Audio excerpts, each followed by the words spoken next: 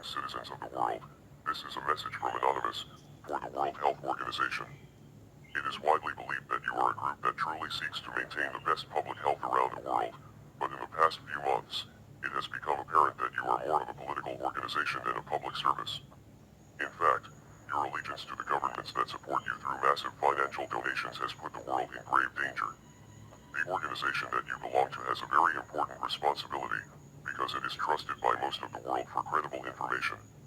You are seen as the utmost authority on health information, and act as the arbiter of truth for up-to-date science on emerging diseases.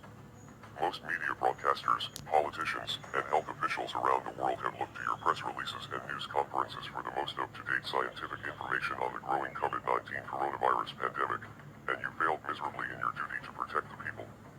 Your response to this virus has been a day late and a dollar short, every step of the way, beginning with your refusal to admit in the early stages of the outbreak that human-to-human transmission was taking place, when this fact was obvious to scientists and journalists around the world who were following the story and keeping up with the studies as they were being published.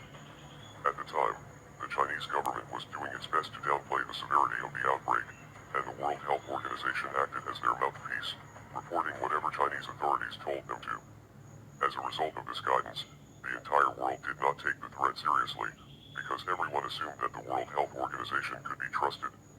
Members of the World Health Organization also took months before finally declaring the coronavirus a global pandemic. During press conferences in recent months, representatives of the organization insisted that they wanted to avoid declaring a pandemic prematurely because they didn't want to scare anyone or create a panic. However, scientific findings have since shown that we were already dealing with a global pandemic by the time that Chinese authorities decided to quarantine Wuhan, because the genetics of the virus back to at least October or November 2019. What we see are